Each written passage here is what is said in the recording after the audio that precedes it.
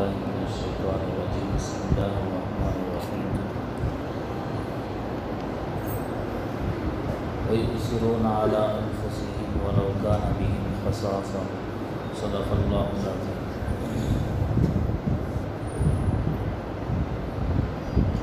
انفاق فی سبیل اللہ اور سخاوت اس کا سب سے اعلیٰ اور سب سے بلند درجہ ہے ایثار۔ ایثار کہتے ہیں اپنی ضرورت کو دبا کر دوسرے کی ضرورت کو پورا کرنا۔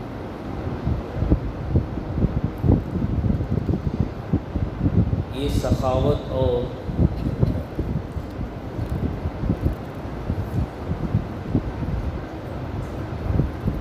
نیکی کا بہت ہی زیادہ بلند مرتبہ۔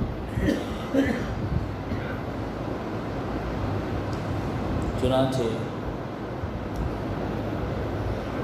نبی کریم صلی اللہ علیہ وسلم کے پاس ایک مہمان آئے۔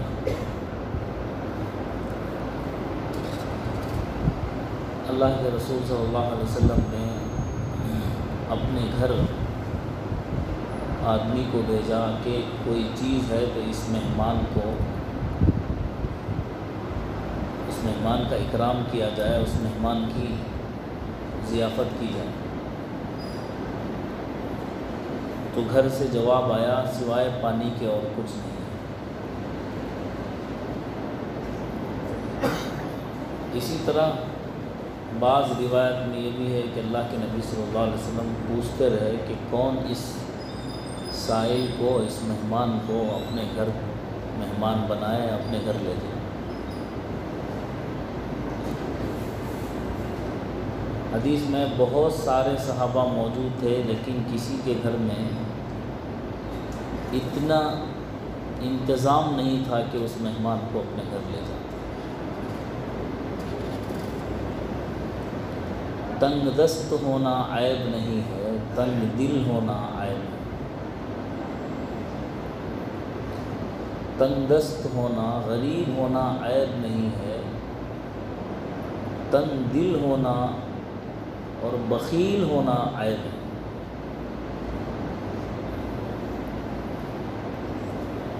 تنگ دست ہونا عیب نہیں ہے، غریب ہونا عیب نہیں ہے، تنگ دل ہونا اور بخیل ہونا عیب ہے۔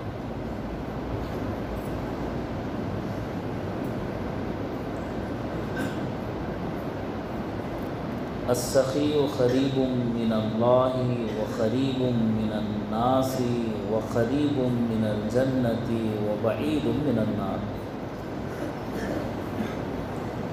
سخی آدمی اللہ کے بھی قریب ہے، لوگوں کے بھی قریب ہے اور جنت کے بھی قریب ہے۔ والبخیل بعید من اللہ وبعید من الناس وبعید من الجنۃ وقریب من النار۔ تنگ دل بخیل آدمی لوگوں سے بھی دور ہے اور اللہ سے بھی دور ہے اور جنت سے بھی دور ہے اور جہنم سے قریب ہے۔ ایک سخی جو اگرچہ کہ گنہگار ہو، ایک سخی اگرچہ کہ گنہگار ہو، شیطان پر ان بہت سے عابدوں پر بھاری ہے جو عابد کے بخیل۔ ایک سخی جو اللہ کی راہ میں اپنے مال کو اللہ کے حکم کے مطابق خرچ کرنے والا ہو، وہ شیطان پر بہت بھاری ہے، اس لیے کہ اس کی نیک دلی، اس کی سخاوت اسے جنت میں فوراً پہنچا سکتی ہے اور اللہ کے قریب ہے، بہت پہنچا سکتی ہے۔ لیکن ایک آدمی عبادت گزار ہے لیکن تنگ دل ہے، تو ایسے کئی عابدوں سے ایک سخی شیطان پر بہت بھاری ہے۔ چنانچہ کوئی مجلس میں سے صحابی نے اس سائل کو مہمان بنانے کی ہمت نہ کی، ایک صحابی حضرت ابو طلحہ کھڑے ہو گئے، لیکن ان کی بھی حالت ایسی نہیں تھی کہ وہ سائل کا اکرام اور اس سائل کو اپنے گھر لے جاتے۔ عمل کی نیت سے اگر ہم سنیں گے تو ہمارا بھی فائدہ ہوگا، اور ہم عمل کی نیت سے سنائیں گے تو ان کا بھی فائدہ ہوگا۔ کہنا بھی عمل کی نیت سے ہو، سننا بھی عمل کی نیت سے۔ نیت عمل کی نہیں ہے، ایک واقعہ سن لیا اور اچھی بات سن لی تو کانوں کو تو مزہ آئے گا لیکن اللہ کو خوشی نہیں ہوگی۔ اللہ کو خوش کرنا ہے تو بعض آدمی متاثر بھی ہوتا ہے بات سے، بیان سے، تقریر سے، اس کے یہاں تک کہ دل نرم بھی ہو جاتا ہے، آنکھوں میں آنسو بھی آ جاتے ہیں، لیکن عمل کی نیت نہیں ہوتی تو کوئی فائدہ نہیں۔ اللہ ہم سب کو اپنا ولی اور دوست بنائے۔ بہت کم لوگوں کی زبان سے آمین نکلتا ہے، اور اگر یہ کہا جائے کہ اللہ ہم سب کو مالدار بنائے تاکہ ہم خوب دین کے کام میں خرچ کریں، سب کہیں گے آمین۔ کیونکہ ولی بننے میں بہت ساری خواہشوں کو ذبح کرنا پڑتا ہے، مالدار بننے میں آم کے آم گٹھلیوں کے بھی دام کا قصہ ہے۔ ولی بننے میں ہے، ولی بن گئے تو سب سے پہلے چہرہ سنت کے مطابق کرنا پڑے گا، تجارت سے جھوٹ چھوڑنا پڑے گا، وہ ہماری وہ ترازو میں تھوڑا سا نیچے لوہا لگانے کی جو عادت ہے، یعنی کہ کم تولنے کی عادت ہے، رشتے ناتے شادی بیاہ میں پوچھنے کی جو عادت ہے، جوڑے جہیز کے نام پر، سب چھوڑنا پڑے گا۔ اللہ کا ولی بن جائیں گے اور بزرگ بن جائیں گے تو لوگ کہیں گے اللہ۔ تو اللہ کے ولی قریب بننے کے لیے ہر اس ایمان والے کی تمنا ہوتی ہے جو یہ چاہتا ہے کہ میرا اللہ ہی میرا سب کچھ ہے۔ حضرت ابو طلحہ رضی اللہ عنہ کھڑے ہو گئے اور اپنے ساتھ لے جانے کے لیے تیار ہو گئے، اور جا کر گھر والوں سے پوچھا کہ گھر میں کیا ہے؟ کہا بچوں کے لیے تھوڑا سا آٹا موجود ہے۔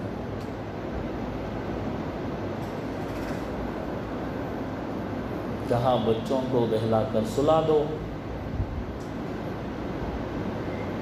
سننا آسان ہے، بولنا بھی آسان ہے، جب خود پر گزرتی ہے تو آنکھوں میں آنسو آتے ہیں، دل کٹ جاتا ہے، جگر منہ کو آتا ہے۔ سننا بھی آسان ہے، اور اللہ کی بندیاں، اللہ والے، اللہ نے ان کو کس مٹی سے بنایا تھا، اور اللہ کے رسول صلی اللہ علیہ وسلم کے زمانے میں صحبت میں اللہ نے رکھا تھا۔ اللہ اکبر۔ بیوی نے کہا ٹھیک ہے، بچوں کو سلا دیا اور بتا دیا کہ اس طرح کرنا ہے۔ مہمان آئے، کھانے پر بیٹھ گئے، چراغ درست کرنے کے بہانے چراغ کو بجھا دیا۔ مہمان سمجھ رہا ہے کہ ہم دونوں بیٹھ کر کھا رہے ہیں، مہمان اور میزبان دونوں کھا رہے ہیں، اس لیے کہ مہمان کو اکیلے کھانے میں تکلیف بھی ہو سکتی ہے کہ بھئی آپ کیوں نہیں کھا رہے ہیں یا نہیں، دل میں خدشہ ہو سکتا ہے۔ تو مہمان کے سامنے بیٹھ کر ہاتھ ہلاتے رہے، میزبان ہاتھ ہلاتے رہے، اور مہمان نے روٹی پیٹ بھر کر کھا لی جتنا تھا۔ میاں بیوی بھی سو گئے۔ صبح دربار نبوی میں تشریف لائے تو اللہ رب العزت نے اپنے کلام کو حضرت جبرائیل علیہ السلام کی زبانی لے کر بھیجا۔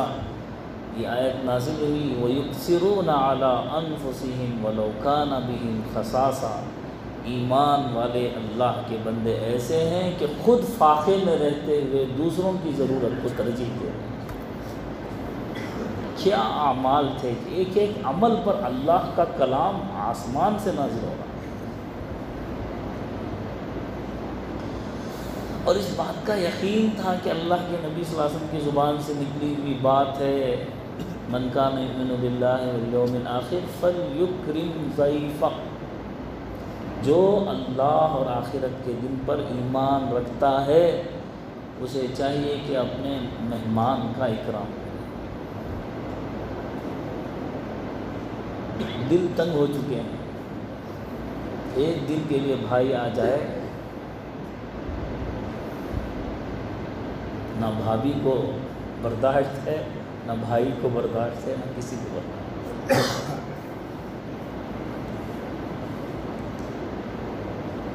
صبح میں آیت نازل ہو گئی، اللہ اکبر کبیرہ۔ یہ اعمال تھے کہ اللہ رب العزت سے براہ راست قرآن بن کر نازل ہو رہا ہے۔ صحابہ کا عمل قیامت تک کے لیے قرآن بن کر نازل ہو رہا ہے۔ اب جب تک قیامت تک جب تک یہ آیت پڑھی جائے گی، حضرت ابو طلحہ رضی اللہ تعالیٰ عنہ کے اوپر سب لوگ رحمتیں برکتیں بھیجنے کی دعا اللہ سے کرتے ہیں۔ کیسا پیارا عمل۔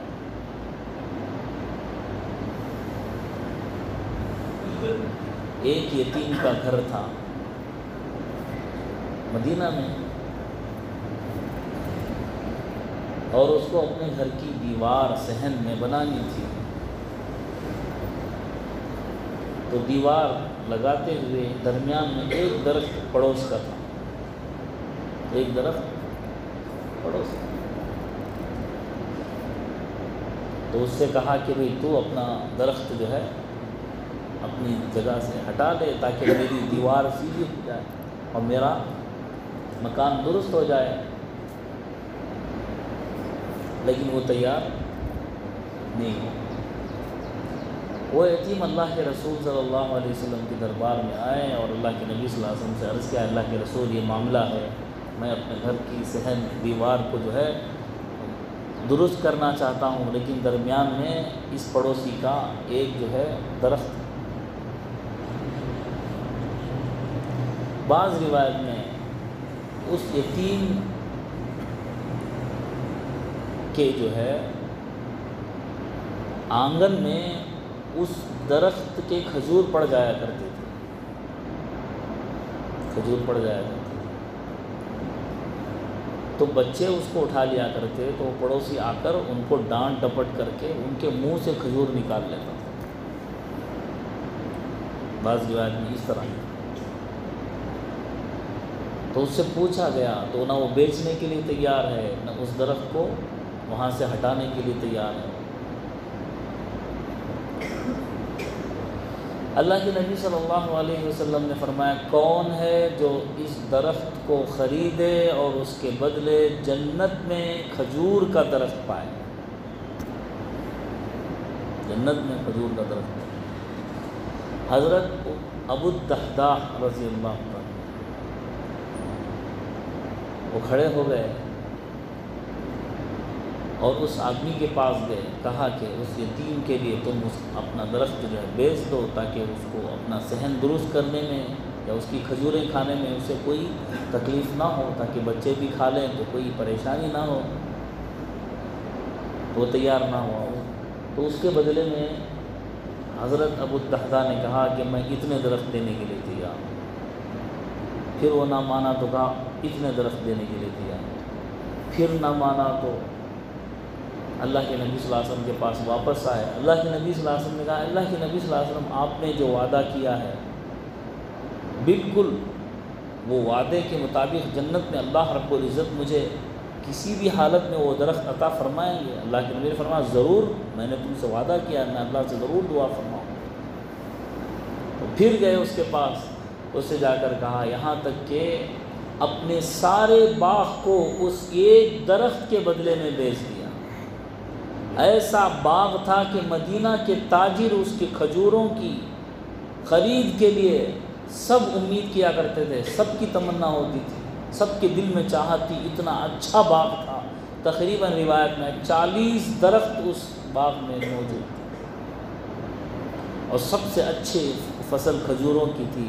وہ سارا کا سارا باغ اس آدمی کے حوالے کر دیا اور اس سے کہا کہ تو اس ایک درخت کے بدلے میرا اپنا سارا باغ لے لے۔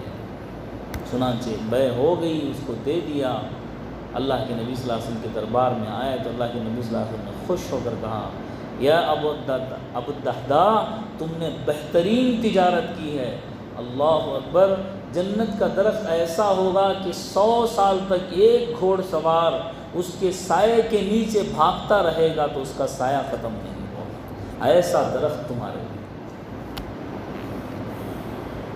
ایسا درخت تمہارے لیے جنت میں ملے۔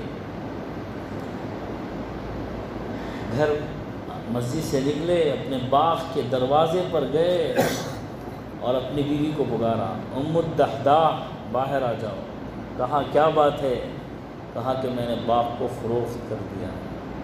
کہا کتنے میں بیچا ہے؟ کہا کہ جنت کے ایک درخت کے بدلے میں میں نے سارے باغ کو بیچ دیا ہے۔ بیوی نے کہا سبحان اللہ، کیا نفع کا سودا تم نے کیا۔ اللہ، کیا نفع کا سودا تم نے کیا ہے۔ اور یہ کہتے ہوئے اپنے گھر، اپنے باغ سے باہر آ گئے، سارے سامان کو، ساری چیزوں کو لے کر باغ کو، یہاں تک کہ جس باغ کو اللہ کے راہ میں دے دیا اس سے دوبارہ داخل بھی نہیں، دوبارہ اس میں داخل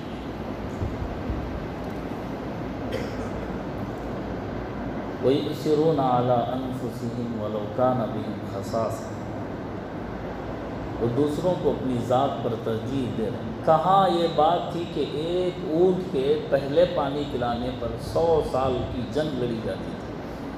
اللہ کے رسول صلی اللہ علیہ وسلم نے ان کے دلوں پر کیا محنت کی، کیا صحبت اللہ کے نبی صلی اللہ علیہ وسلم کی انہوں نے اختیار کی کہ کہاں معمولی سی اونٹ کے آگے پانی پی لینے پر 100 سال کی جنگ، اور کہاں یہ بد اخلاقی اور چوری اور زنا اور شراب میں پڑی ہوئی قوم کہاں ایسی اخلاق والی اور پیکر اخلاق کا بن گئی، نمونہ اخلاق کا بن گئی کہ اللہ کے کلام کی آیتیں ان کے بارے میں نازل ہو۔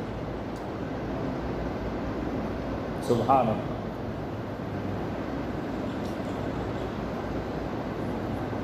یہ سخاوت اور نیکی کا سب سے اعلیٰ درجہ ہے، سب سے اعلیٰ درجہ، سب سے اعلیٰ،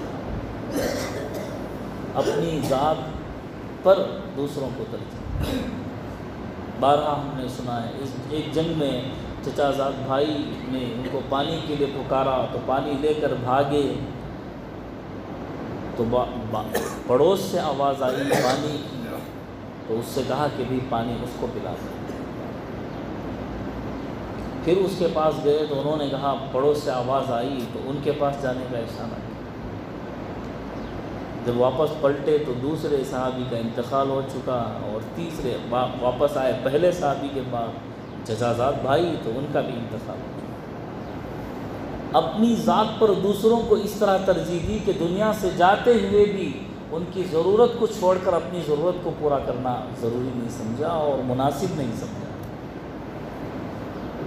کم سے کم ہم آخر درجہ اپنی جان کے جاتے ہوئے پانی دوسرے کو پلائیں نہ پلائیں، کم سے کم آخری درجہ چراغ گل کر کے روٹی کے آٹے کو، روٹی کو مہمان کو کھلائیں یا نہ کھلائیں، کم سے کم آخری درجہ غریبوں، مسکینوں اور بیواؤں کے گھروں تک پہنچ کر ان کو راشن پانی پہنچائیں نہ پہنچائیں، کم سے کم اپنی مال کی زکوٰۃ جو فرض ہے کسی طرح معاف نہیں ہے وہ ادا کریں۔ آخری درجہ، آخری درجہ، اس سے کم درجہ کوئی نہیں ہے۔ اس سے کم درجے میں جو ہے اس کا مال اس کے لیے وبال ہے، اس کا مال اس کے لیے عذاب ہے، اس کا مال اس کے لیے نحوست ہے، اس کا مال اس کے لیے جہنم کی آگ ہے۔ اس سے کم کوئی درجہ، اس سے کم کوئی درجہ۔ اللہ اگر کہتے 97%، 97.5% جو مال تمہارے پاس ہے وہ اللہ کی راہ میں خرچ کر دو، تب بھی حق بنتا کہ اللہ کے حکم کو پورا کیا جاتا، اس لیے کہ دیا ہوا اسی کا ہے۔ دیا ہوا آدمی کہتا ہے میرا مال، میرا مال، میرا مال، اگر اللہ اس کے دماغ کو درست نہ رکھتا تو کھانے کی جگہ وہ کچرے کے ڈھیر میں بیٹھ کر پاخانہ کھا رہا ہوتا۔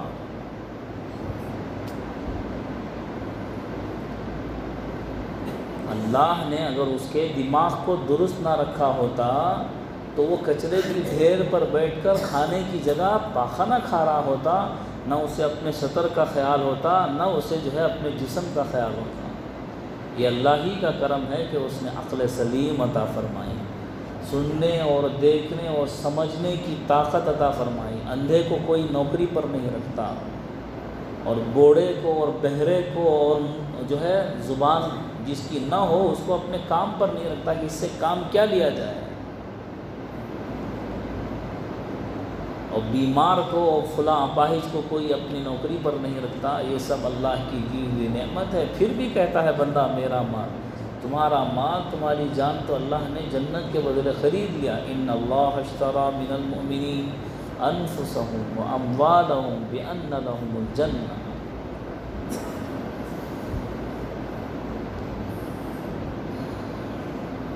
جان دے دی ہوئی اسی کی تھی، جان دے دی ہوئی اسی کی تھی، حق تو یہ ہے کہ حق ادا نہ ہوا۔ جان بھی اگر دے دے، مال کی تو بات کی ہے، آدمی کو جان کی بنایا تو مال چھوڑ دیتا ہے کہ بھئی مال لے لے جان چھوڑ دے۔ جان بھی اگر دے دی تو حق تو یہ ہے کہ حق ادا نہ ہوا۔ تو کم سے کم درجہ یہ ہے کہ ہم اپنے مالوں کی زکوٰۃ ادا کریں، کم سے کم درجہ، آخر درجہ جو فرض ہے کسی سے معاف نہیں ہے، اس کو سیکھ کر ادا کریں اور اس کو سمجھ کر ادا کریں۔ کوئی اندازے سے ادا کر رہا ہے اور کوئی جو ہے بلا حساب کے ادا کر رہا ہے، اور کوئی سمجھے بغیر مسائل کو سیکھے بغیر کر رہا ہے، ایسا نہیں ہے،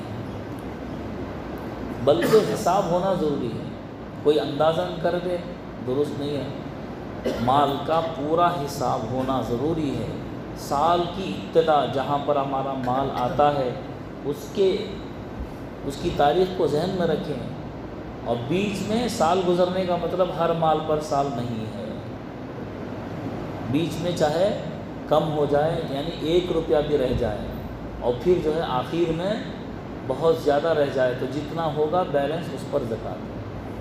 اللہ نے اسی لیے پورے کمائی پر زکوٰۃ نہیں رکھی بلکہ بچت پر زکوٰۃ رکھی ہے، اور بچت پر زکوٰۃ بھی رکھی ہے تو بچت میں بھی 2.5% پر رکھی ہے۔ کہاں 100% جو بچا ہوا مال ہے، کھا پی کر اپنے اخراجات کو پورے کر کے، الغرض مال کسی چیز کے لیے بھی رکھا گیا ہو، بیٹی کی شادی کے لیے اور حج کو جانے کے لیے اور فلاں فلاں فلاں فلاں کسی بھی کام کے لیے جو بھی پیسہ رکھا گیا ہو، اس کے سال گزرنے پر جب ہماری تاریخ ڈیٹ آ جاتی ہے زکوٰۃ کی تو ہم اس کو کیا کریں گے، پورا مکمل حساب کریں گے، اور اس کے بعد اس میں سے 2.5% نکالیں گے۔ کل بتلایا کس کو دیں گے، اپنے رشتہ داروں میں سے جو بھی ہیں، بھائی ہے اور جو بھی مستحق ہے اس کو دیا جا سکتا ہے۔ رشتہ دار جن کو نہیں دے سکتے وہ اپنی نسل ہے اور اپنی اصل ہے، یعنی باپ دادا اور پردادا فلاں فلاں تک، اور اسی طرح سید کو زکوٰۃ نہیں دے سکتے، سید کو زکوٰۃ نہیں دے سکتے۔